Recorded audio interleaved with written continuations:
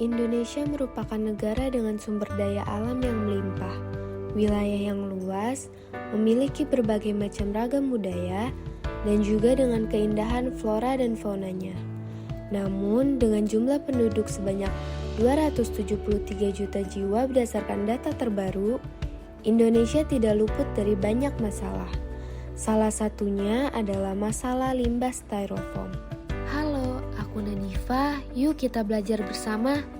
Perkembangan industri yang semakin pesat bukan hanya memberi dampak yang positif terhadap kehidupan manusia dan perekonomian, akan tetapi juga menimbulkan permasalahan terhadap lingkungan. Bahkan juga memberikan efek terhadap manusia loh. Ini disebabkan karena kemajuan industri yang tidak seimbang antara proses pengolahan limbah pada industri tersebut dengan limbah yang dihasilkan sehingga terjadi pencemaran lingkungan yang sangat berbahaya baik bagi lingkungan itu sendiri maupun manusia. Nah, dari pernyataan di atas, apa sih limbah itu? Limbah adalah buangan yang dihasilkan dari suatu proses produksi baik industri maupun domestik atau rumah tangga. Limbah anorganik merupakan jenis sampah yang sulit untuk terurai. Limbah ini bukan berasal dari makhluk hidup. Sampah anorganik adalah sampah yang berasal dari bahan non-hayati termasuk produk sintesis dan hasil proses teknologi pengolahan bahan tambang. Contoh sampah anorganik adalah styrofoam. Karena styrofoam merupakan material yang tidak dapat terurai oleh tanah sampai kapanpun karena kandungan bahan kimia yang berada di dalamnya. Untuk mengetahui lebih dalam tentang styrofoam, yuk simak materi berikut ini. Pada akhir abad ke-19, seorang apoteker berkebangsaan Jerman bernama Edward Simon menemukan senyawa polistirena. Ia mengisolasi senyawa tersebut dari bahan resin alami. Namun, penelitiannya berhenti hanya sampai di situ karena ia tidak tahu bagaimana menggunakan senyawa temuannya itu. Tahun 1922, Hermann Staudinger mempublikasikan teorinya mengenai polistirena yang diprediksi dapat menggantikan fungsi karet alam yang sangat elastis. Penemuan ini merupakan tonggak sejarah perkembangan styrofoam.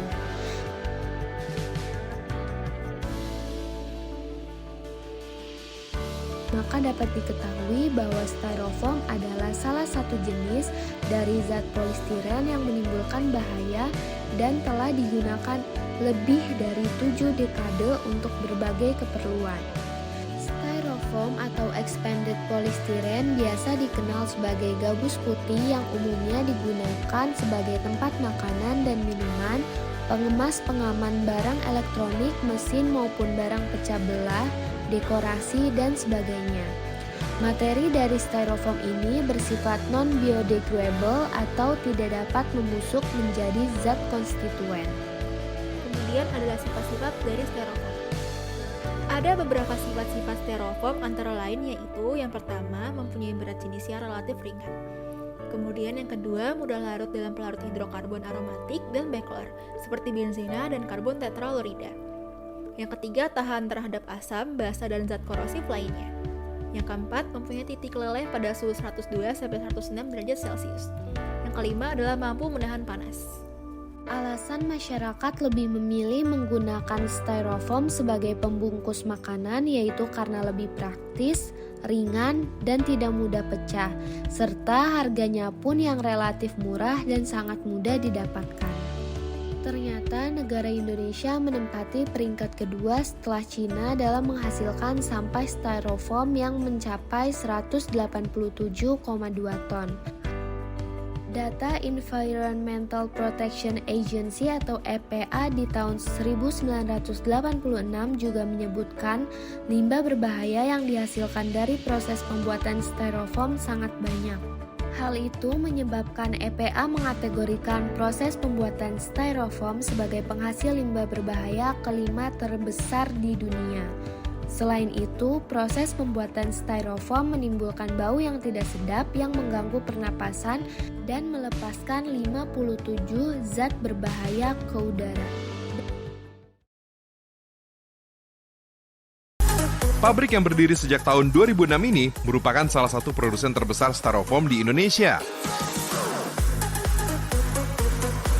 Butiran-butiran ini akan dimasukkan ke dalam expander dengan suhu yang sangat tinggi dan beruap. Nanti hasilnya seperti popcorn, geng. Polyester atau prepuff ini mengandung gas pentin dan naphtha, geng. Sips, polyester akan dialirkan ke mesin expander atau mesin pengembang yang suhunya mencapai 120 derajat Celcius. Di situ kita masuk ke sini ya Pak Dan ya. Oke, nah gengsis, polystyrene yang sudah masuk dalam mesin expanding jadinya adalah EPS atau expanding polystyrene. Kayak gini nih geng.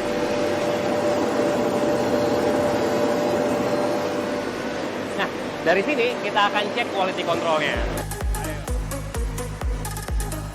Mesin silo adalah gudang penyimpan prepuff, sekaligus pengering, geng.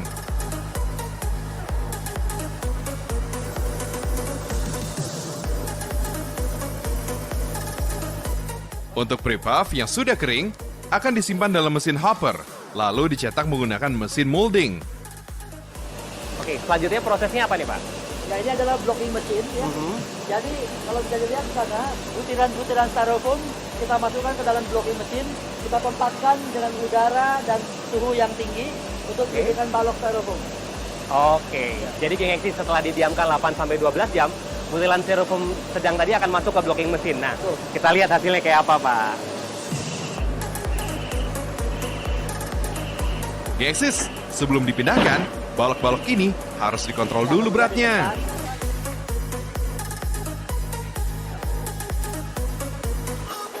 Yoi geng, styrofoam memang ringan karena di dalamnya mengandung 95% udara dan 5% styrene. Dampak limbah styrofoam terhadap lingkungan. Yang pertama adalah pemanasan global. Styrofoam terbuat dari 90% sampai 95% polyester dan 5% sampai 10% gas yang merupakan agen blowing seperti CFC atau freon yang dapat merusak lapisan ozon bumi. Kemudian dapat menyebabkan pencemaran lingkungan. Ini karena sifatnya yang mikroplastik sehingga pecahan styrofoam menjadi tidak kasat mata. Contoh dalam pencemaran udara yaitu dalam proses pembuatan styrofoam akan menimbulkan polusi udara berupa bau tidak sedap dan dapat mengganggu pernafasan. Dengan polusi yang dihasilkan tersebut terkandung 57 massa zat berbahaya bagi makhluk hidup. Kemudian contoh dalam pencemaran air yaitu jika styrofoam dibuang begitu saja ke perairan seperti sungai, danau ataupun laut, styrofoam akan pecah menjadi mikroplastik dan akan mencemari air dan menyebabkan kematian satwa air. Kemudian contoh dalam penyemprotan tanah, jika styrofoam ditimbun di dalam tanah, maka akan merusak ekosistem dalam tanah. Kemudian styrofoam menyebabkan banjir. Styrofoam merupakan salah satu penyebab banjir. Styrofoam yang tersangkut tersebut menjadi pemicu sampah lain ikut tersangkut pula. Akibatnya sampah akan menumpuk dan menutup aliran air sehingga apabila musim hujan datang dan debit air cukup besar, maka kemungkinan besar untuk banjir di atas 50%. Yuk kita simak dampak limbah styrofoam terhadap manusia. Pada Juli 2001, Divisi Keamanan Pangan Pemerintah Jepang juga mengungkapkan bahwa residu styrofoam dalam makanan sangatlah berbahaya. Residu itu dapat menyebabkan endocrine disruptor atau EDC, yaitu suatu penyakit yang terjadi akibatnya adanya gangguan pada sistem endokrinologi dan reproduksi manusia. Berikut faktor yang mempengaruhi perpindahan zat kimia pada styrofoam ke dalam makanan. Yang pertama, ada suhu yang tinggi. Semakin panas suatu makanan, semakin cepat pula migrasi bahan kimia styrofoam ke dalam makanan. Yang kedua, ada kadar lemak yang tinggi. Semakin tinggi kadar lemak atau fat dalam suatu makanan atau minuman, semakin cepat pula migrasi bahan kimia styrofoam ke dalam makanan. Yang ketiga, kadar alkohol dan asam yang tinggi. Bahan alkohol dan asam mempercepat laju perpindahan. Dan yang keempat, ada lama kontak. Semakin lama makanan disimpan dalam wadah styrofoam, semakin besar kemungkinan jumlah zat kimia yang berimigrasi ke dalam makanan. Selanjutnya, ada upaya yang dilakukan untuk mengurangi penggunaan styrofoam. Yang pertama, ada reduce. Reduce pada styrofoam berarti mengurangi penggunaan styrofoam dengan cara seperti penggantian styrofoam sebagai wadah makanan dengan menggunakan material lain yang lebih ramah lingkungan seperti daun dan kertas. Yang kedua, ada reuse. Reuse adalah upaya penggunaan limbah untuk digunakan kembali tanpa mengalami proses pengolahan dan perubahan bentuk. Reuse dapat dilakukan di dalam daerah atau di luar daerah proses produksi yang bersangkutan. Yang ketiga, ada recycle.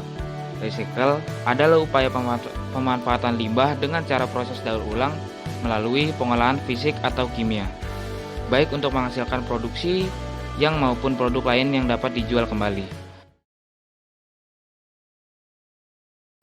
Limbah-limbah styrofoam ternyata dapat didaur ulang menjadi produk berguna. Dengan pasir dan semen, limbah styrofoam yang telah dihaluskan dicampur air, pasir, dan semen untuk kemudian dimasukkan dalam cetakan.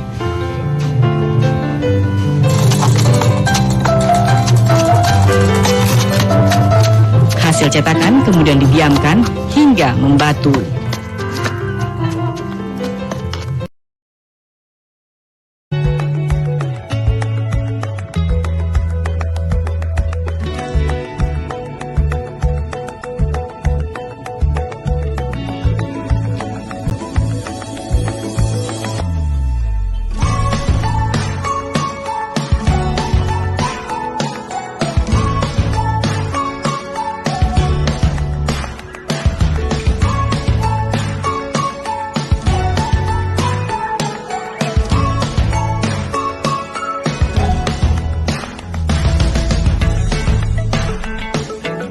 Dan styrofoam itu kan nggak bisa terurai gitu, harus ratusan tahun mungkin bisa terurai, dan itu memang harus ada solusinya juga mungkin ya Pak.